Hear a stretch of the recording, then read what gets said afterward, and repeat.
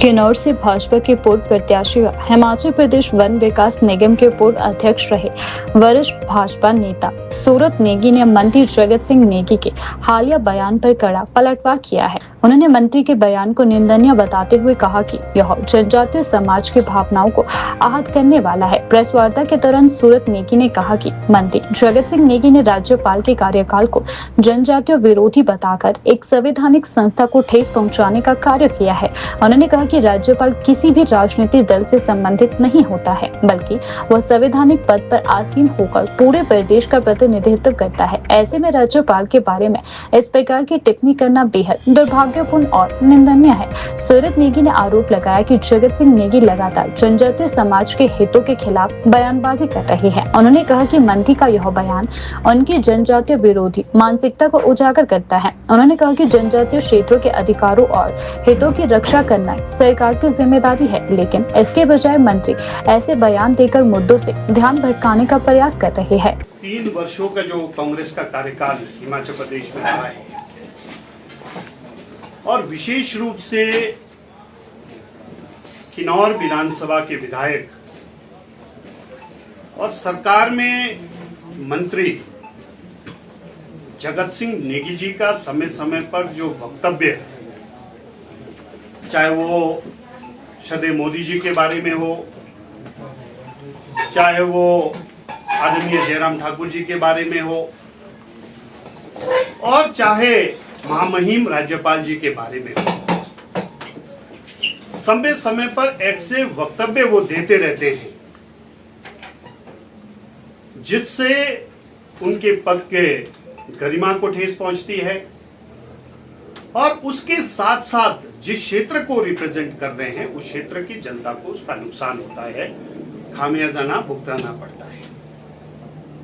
और मैं स्पेसिफिक हाल ही में जो उन्होंने स्टेटमेंट दिया है उसके बारे में मैं आप सभी के सामने विषय लाना चाहता हूं। महामहिम राज्यपाल शुक्ला जी यहां से उनका ट्रांसफर हुआ, तेलंगाना के लिए वो चले गए और जब वो गए उनके बारे में जिस तरह का स्टेटमेंट जगत सिंह जी ने दिया है वो निंदनीय है। मैं पूरी तरह से उसका जो है भर्त्सना करता हूं। और उन्होंने विषय लिया है कि नौतोड़ के विषय को लिया है और ये कहा है कि वो हिमाचल प्रदेश में राज्यपाल के रूप में जब वो कार्य किया वो जनजातीय विरोधी रहे। ये एक ऐसा आरोप है जो किसी भी तरह से महामहिम राज्यपाल के गरिमा के बिल्कुल विपरीत है। उनके विरुद्ध में इस तरह का स्टेटमेंट कोई भी मंत्री नहीं दे सकता है। और पिछले मैं ये बताना चाहता हूं कि जब से वो सरकार में आए हैं, आप सभी तो रोज मिलते हैं और मैंने तो कहा है भाई किन्नौर में एक हिमाचल प्रदेश में ऐसा बेला मंत्री है जो रोज जो है बैठता है, अलग अलग तरह पर विषय पर चर्चा करता है और वो बौखलाहट कहीं ना कहीं वो हर पत्रकार सम्मेलन में नजर आता है। और जो अभी स्टेटमेंट दिया है और उन्होंने कहा कि भाई नौतोड़ को सैंक्शन ना करना, और मैं महामहिम राज्यपाल जी के पास 9 बार में गया हूं और उसके बावजूद नौतोड़ को सैंक्शन नहीं किया है। मैं एक विषय नौतोड़ के बारे में आपके सामने थोड़ा सा व्यापक विषय लाना चाहता हूं, क्योंकि जब भी चुनाव आते हैं, किसी भी स्तर के चुनाव आते हैं, अभी पंचायती राज चुनाव आने वाले हैं, उससे पहले इस तरह का जो स्टेटमेंट दिया गया है पूरी तरह से राजनीतिक परिस्थितियों को ध्यान में रखकर दिया गया है। नौतोड़ का जो विषय है पिछले 20 साल से ट्राइबल एरिया के अंदर चल रहा है। नौतोड़ विषय क्या है, इस बात को हमें समझने की आवश्यकता है कि जनजातीय क्षेत्र जो शेड्यूल्ड एरिया है उन क्षेत्रों के लिए महामहिम राज्यपाल को 5th शेड्यूल के अंदर कुछ पावर्स दिए गए हैं। और वो पावर्स क्या है, चाहे वो केंद्र की सरकार के कोई अधिनियम एक्ट हो, चाहे प्रदेश का कोई अधिनियम हो, महामहिम राज्यपाल यदि उन एरियाज के ट्राइबल्स को उसका विरोध है या उसका लाभ किसी अधिनियम का लाभ लेना है तो किसी भी एक्ट को वो सस्पेंड कर सकते हैं।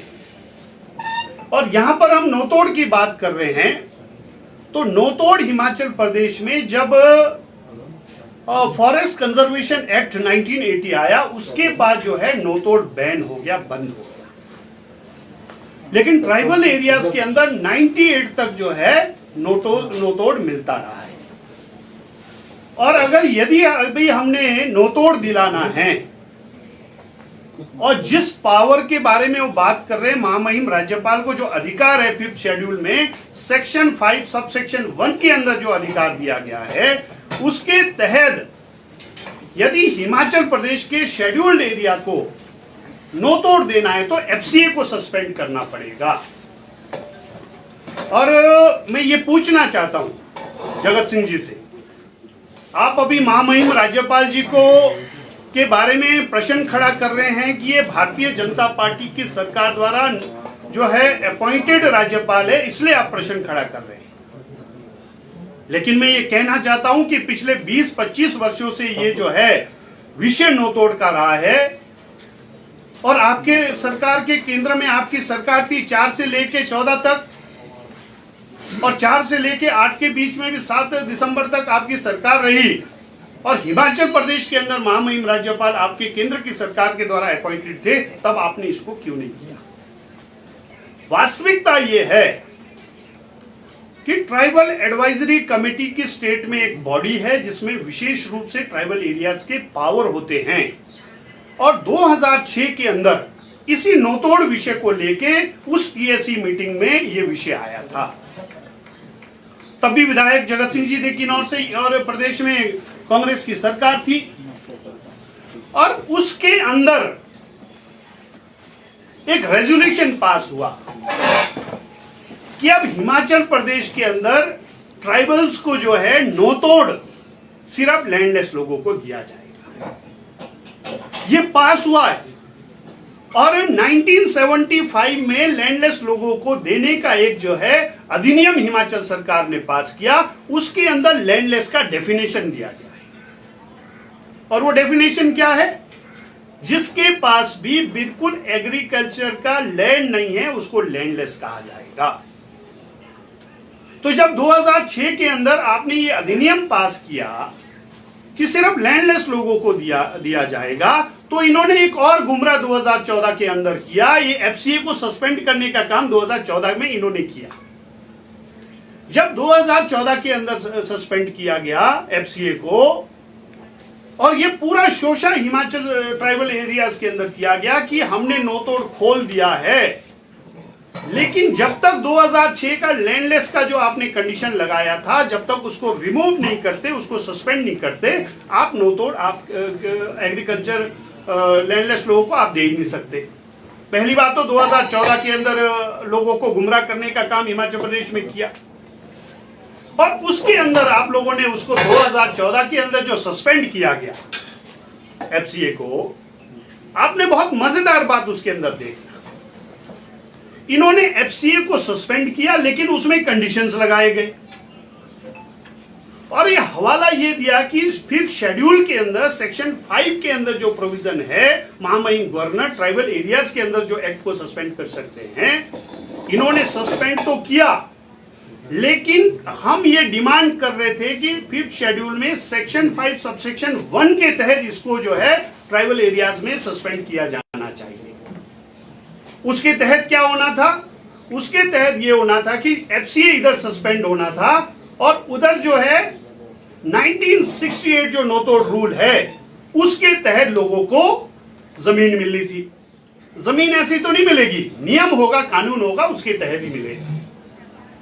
और नौतोड़ कैसे मिलेगा 20 बीघा तक, उसके अंदर भी सारे कंडीशंस है। जब आपका एफसीए सस्पेंड होगा तो उस नियम के तहत 1968 नौतोड़ रूल के तहत आपको जमीन मिलनी थी। लेकिन इन्होंने क्या किया? इन्होंने 5th शेड्यूल का जो हवाला दे रहे हैं सेक्शन 5 सबसेक्शन 1 के तहत देने के बजाय सबसेक्शन 2 में चले गए। और सबसेक्शन 2 में क्या है? यदि आपने ट्राइबल एरियाज के अंदर कोई बेनिफिट देना है, उसके कोई रूल नहीं बने हैं, तो आप रूल उसको बना सकते हैं। तो इसलिए 2014 के अंदर एफसीए को सस्पेंड करने के बाद जो कंडीशंस लगाए गए थे वो इलीगल थे। वो सीधा क्या होना था, एफसीए सस्पेंड हुआ और नो तो रूल 1968 के तहत जमीन मिलनी थी। इसलिए 2014 के अंदर भी उसको गुमराह किया गया।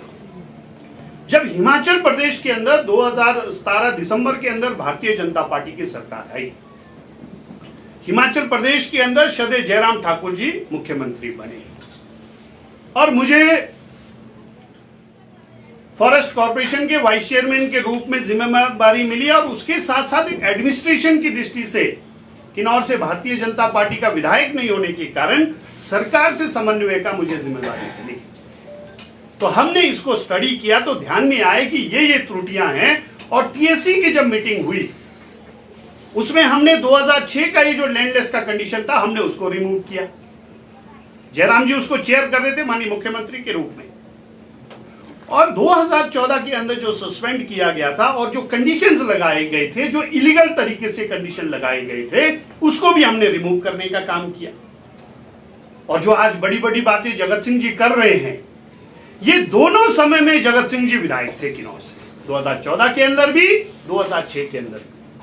और मैं ये कहना चाहता हूं आज कि भारतीय जनता पार्टी की सरकार में ये सारे कंडीशंस हटाकर हमने ये रास्ता निकाला कि किस तरह लोगों को नौतोड़ का लाभ मिल सकता है।